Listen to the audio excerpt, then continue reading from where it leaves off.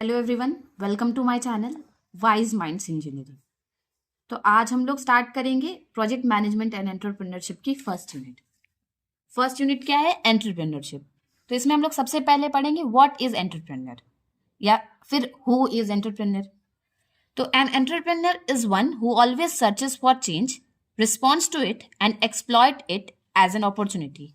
मतलब वो इंसान जो कि अपने अगल बगल के चेंजेस को ढूंढे और उसको एक इस तरह से रिस्पॉन्ड करे कि वो उससे रिलेटेड कोई प्रोडक्ट या फिर सर्विस डिजाइन करे जिसकी वजह से आसपास के लोगों को हेल्प मिले। तो कैरेक्टरिस्टिक्स ऑफ एंटरप्रेन्योर क्या होते हैं? सबसे पहला, एंटरप्रेन्योर जो है उसको ऑप्टिमिस्टिक होना चाहिए। Optimistic means positive thinker, hopeful होना चाहिए वो। Next, desire to succeed, risk taker होना चाहिए। मैनेजेरियल स्किल्स होनी चाहिए। लीडरशिप क्वालिटीज होनी चाहिए। फुलफिल द कमिटमेंट्स, मतलब कि जो भी उसने कमिटमेंट की है वो उसको पूरा करे जिसकी वजह से उसकी मार्केट में वैल्यू बढ़ेगी। ही और she must be ready to learn new things, मतलब वो हमेशा नई नई चीजों को सीखने के लिए तैयार होना चाहिए। फ्यूचर एंड रिजल्ट ओरिएंटेड होना चाहिए। ऐसा नहीं होना चाहिए कि हम काम करते जाएं और फिर उसका फाइनल कोई रिजल्ट ना निकल के आए, एक पॉजिटिव रिजल्ट निकल कर आना चाहिए इनमें। विजनरी होना चाहिए, मतलब दूरदर्शी होना चाहिए। इनोवेटिव होना चाहिए। प्रॉब्लम सॉल्विंग एबिलिटी होनी चाहिए, मतलब अगर कोई भी प्रॉब्लम उसके आसपास है तो वो उसको एक अपॉर्चुनिटी की तरह ट्रीट करे। वो कुछ ऐसा प्रोडक्ट या फिर कोई ऐसी सर्विस लॉन्च करे जिसकी वजह से आसपास के लोगों को हेल्प हो। अब हम लोग नेक्स्ट पढ़ेंगे कि एंटरप्रेन्योरशिप क्या होती है। तो इसकी एक सिंपल सी डेफिनेशन है, याद कर लीजिएगा। Entrepreneurship means the function of creating something new, organizing, coordinating, understanding risk and handling economic uncertainty. मतलब कि ये एक तरीके से कुछ नया बनाने का प्रोसेस है। और कुछ नया बनाना ऐसे नहीं कि एक छोटी मात्रा में कुछ नया बनाना, एक ऑर्गेनाइजेशनल लेवल पे अच्छे से उसको उसकी इकोनॉमिक अनसर्टेनिटीज को देखकर, वहां के रिस्क को देखकर, सब कुछ एक अच्छी तरह से कोऑर्डिनेटेड वे में एक एंटरप्राइज खड़े करने को हम लोग एंटरप्रेन्योरशिप बोलते हैं। तो इसमें कुछ कीवर्ड्स हैं, जैसे creating something new, organizing and coordinating, understanding risk and handling economic uncertainty. ये ऑर्डिनरी बिजनेस से कैसे अलग है? ये कुछ इस तरह से ऑर्डिनरी बिजनेस से अलग है कि it involves introducing new manufacturing process that has not been tested and commercially exploited. नई मैन्युफैक्चरिंग प्रोसेसेस को इसमें हम लोग यूज करते हैं जो कि आज तक कमर्शियली एक्सप्लॉयट ना हुई हो, मतलब उसको हम लोगों ने कमर्शियल पर्पस के लिए ना यूज किया हो अभी तक। Introducing new products with which consumers are not familiar, कुछ ऐसा न्यू प्रोडक्ट लॉन्च करना है जिससे आज तक कंज्यूमर्स फेमिलियर नहीं है कोई, या फिर एग्जिस्टिंग प्रोडक्ट में ही कुछ न्यू क्वालिटीज को ऐड कर देना। Locating a new source of raw material, opening a new market, मतलब ऐसी मार्केट जहां पे अभी तक आपका प्रोडक्ट बिकता ना हो, एक नई मार्केट को ओपन करना, इसको ये भी एंटरप्रेन्योरशिप में ही आता है। तो अब हम लोग पढ़ेंगे कि फीचर्स क्या होते हैं एंटरप्रेन्योरशिप की।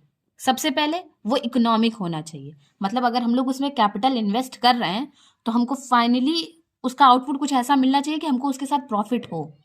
क्रिएटिव होना चाहिए, मतलब हमेशा की तरह घिसा पिटा नहीं होना चाहिए, कुछ नया होना चाहिए। पर्पसफुल होना चाहिए, मतलब कि उसका कुछ पर्पस हो, लोग उसको यूजफुल समझे, लोगों को वो यूजफुल लगना चाहिए। रिस्क बेयरिंग होना चाहिए। ह्यूमन रिलेशंस होना चाहिए, मतलब जो कंज्यूमर्स है वो उससे रिलेट कर पाए तभी तो वो उसको यूज करेंगे।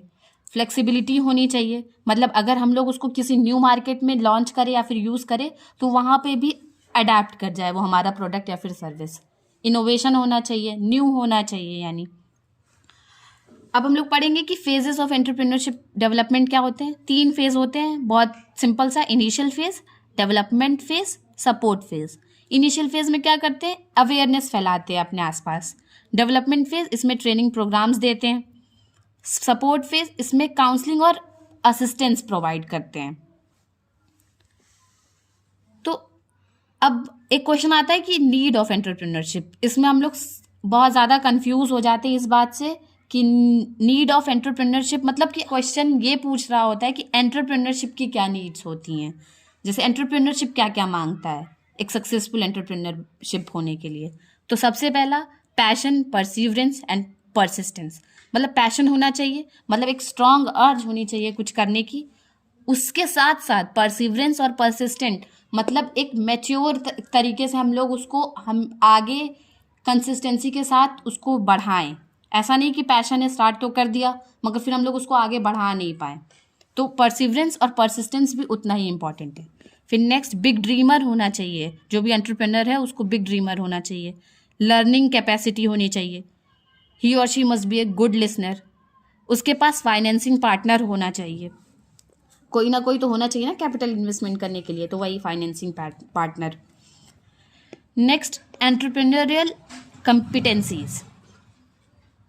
एक एंटरप्रेन्योर को अच्छा रिजल्ट देने के लिए या फिर एक एंटरप्रेन्योरशिप की ग्रोथ होने के लिए जो जो चीज़ें इम्पॉर्टेंट होती हैं उसको हम लोग एंटरप्रेन्योरियल कॉम्पिटेंसीज बोलते हैं। क्या होता है? Characteristics possessed by an entrepreneur which gives superior result of growth in enterprise are called entrepreneurial competencies.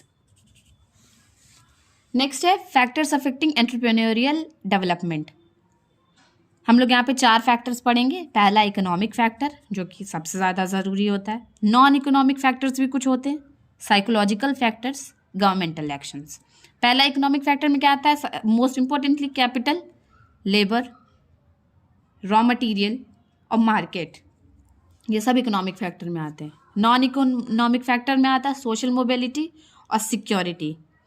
फिर साइकोलॉजिकल फैक्टर्स में आता है achievements, withdrawal of status, respect और गवर्नमेंटल एक्शंस। ने लास्ट है गवर्नमेंटल एक्शंस में वही सारी जो गवर्नमेंट स्कीम्स लॉन्च करती है वो सब आता है।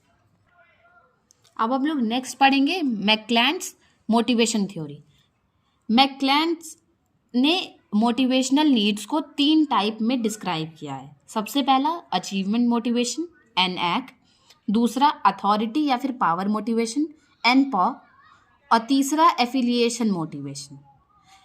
अचीवमेंट मोटिवेशन मतलब वो मोटिवेशन जो कि हमको अपनी लाइफ में कुछ कोई एक डिग्निटी या फिर कोई एक पोजीशन अचीव कर कर आती है।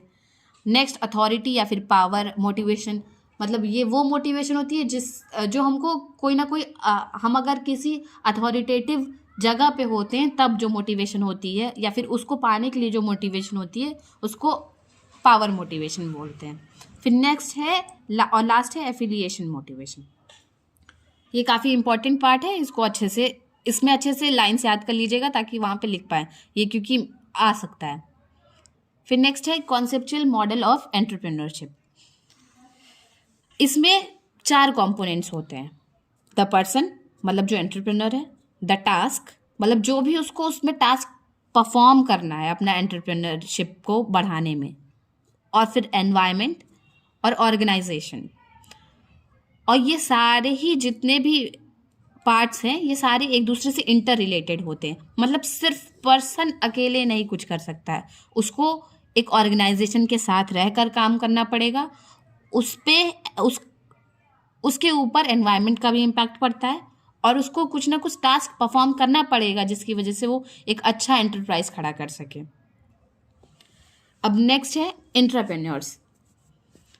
N employee who is given the freedom and funds to create new products और service within an organisation. मतलब एक ऑर्गेनाइजेशन के अंदर ही अगर किसी एम्प्लॉय को कोई फ्रीडम दी जाए जिससे वो नया प्रोडक्ट बनाए उस ऑर्गेनाइजेशन के अंदर ही, मतलब उस ऑर्गेनाइजेशन के लिए काम करते हुए ही एक नया प्रोडक्ट बनाए।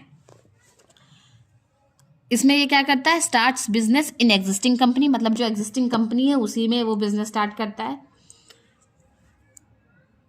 इससे हमें एंटरप्रेन्योरशिप से हम लोग को क्या मिलता है?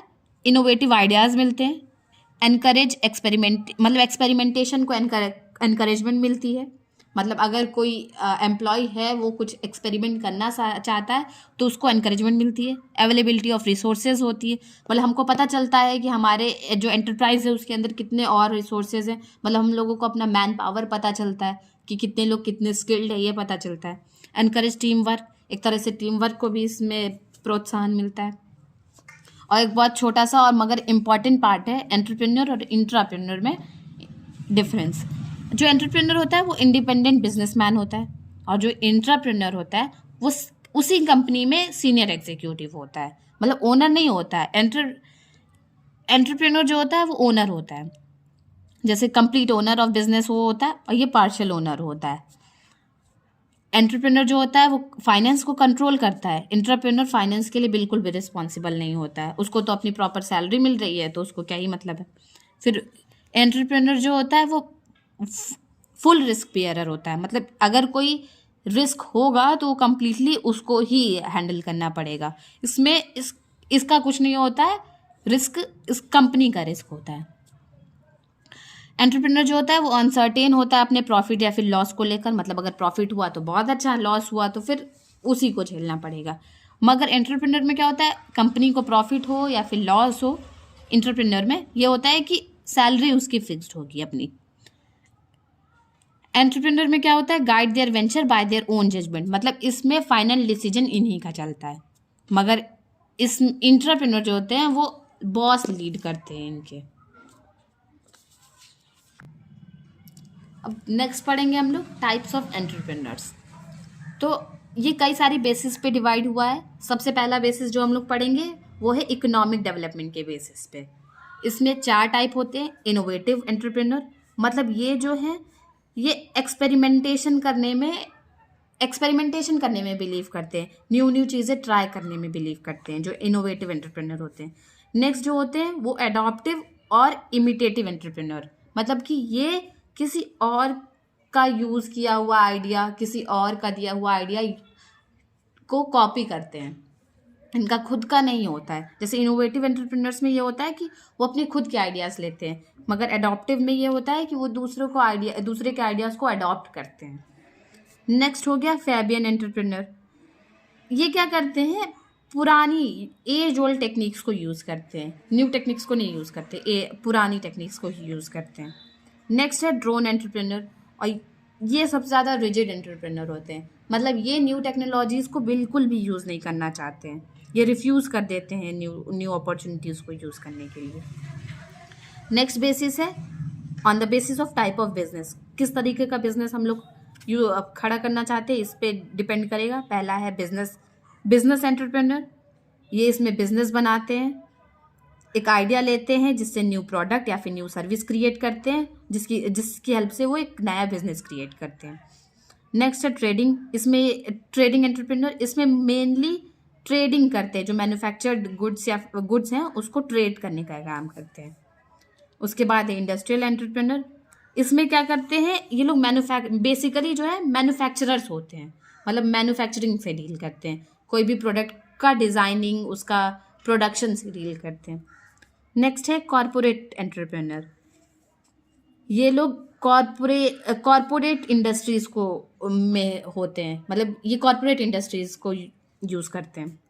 नेक्स्ट है एग्रीकल्चरल एंटरप्रेन्योर, ये इसमें क्रॉप प्रोडक्शन और या फिर ऐसी चीज़ें बनाना जो कि एग्रीकल्चर में हेल्पफुल हो, ऐसी जैसे इरिगेशन के लिए कोई टूल बनाना, तो एग्रीकल्चर एंटरप्रेन्योरशिप में ये सब आता है। या तो कोई ऐसी न्यू टेक्निक बनाना कि जो कि क्रॉप प्रोडक्शन को और अच्छा करे, या फिर उन्हीं जो चीज़ें एग्रीकल्चर में यूज़ होती हैं जैसे इरिगेशन टूल्स, इन सब को बनाने का काम आता है एग्रीकल्चर एंटरप्रेन्योर में। नेक्स्ट है यूज़ ऑफ टेक्नोलॉजी के बेसिस पे। पहला है टेक्निकल, इसमें क्या करते हैं ये लोग नए इन्वेंशंस और नए डिस्कवरीज को एक्सप्लॉइट करते हैं, उसकी हेल्प से अपना एंटरप्राइज खड़ा करते हैं।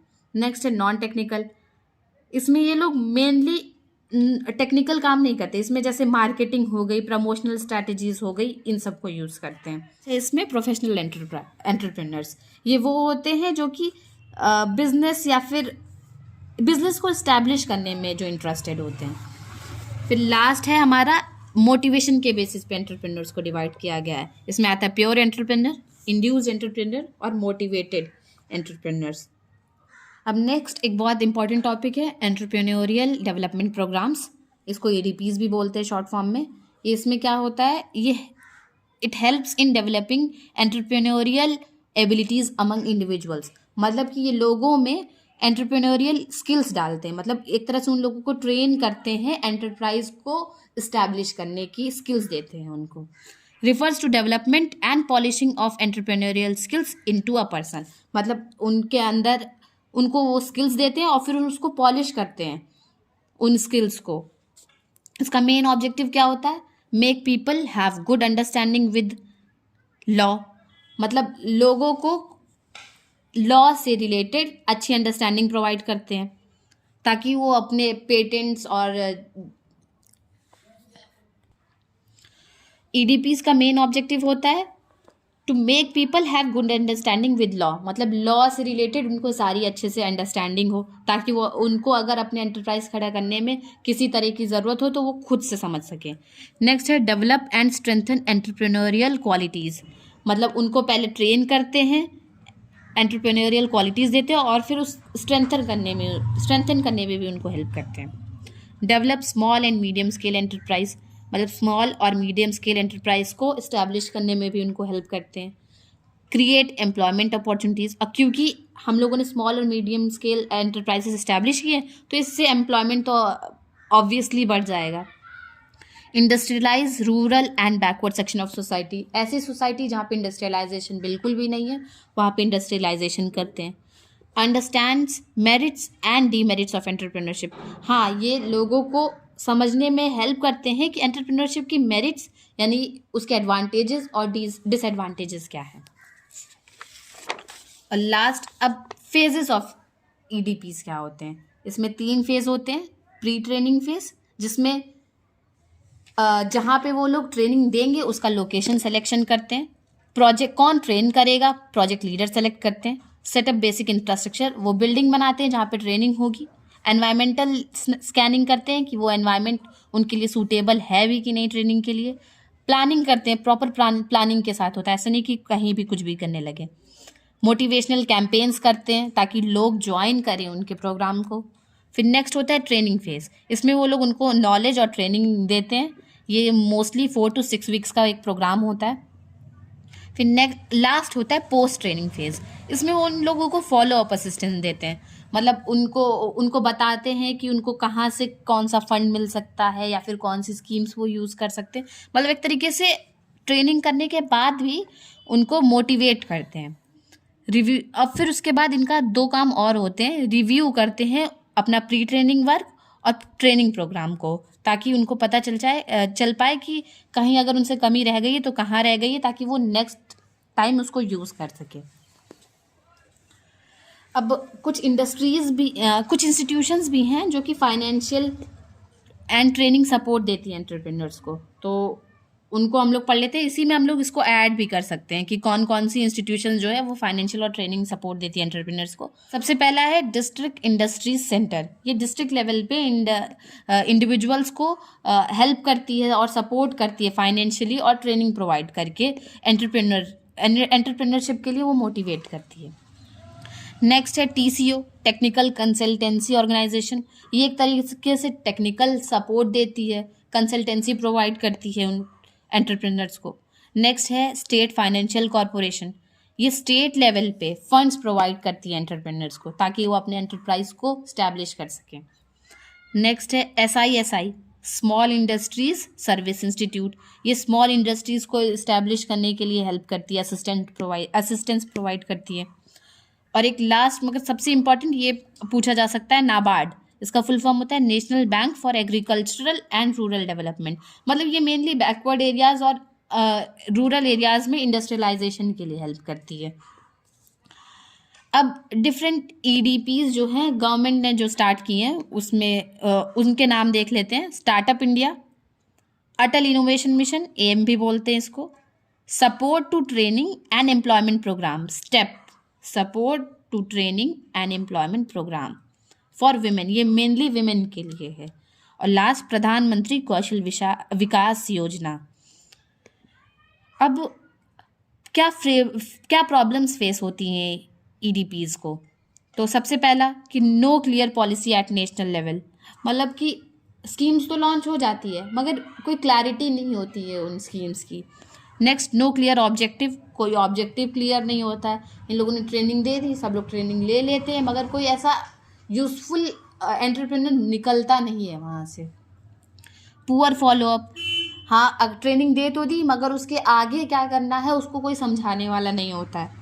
Non availability of infrastructural facilities, infrastructure की फैसिलिटीज़ ही नहीं मिल पाती है। नॉन हेल्पफुल एनवायरनमेंट, एनवायरनमेंट ऐसा हो मोटिवेटिंग और हेल्पफुल होता ही नहीं है जिससे वो एंटरप्राइज स्टैब्लिश कर सके। So this is all about the unit 1.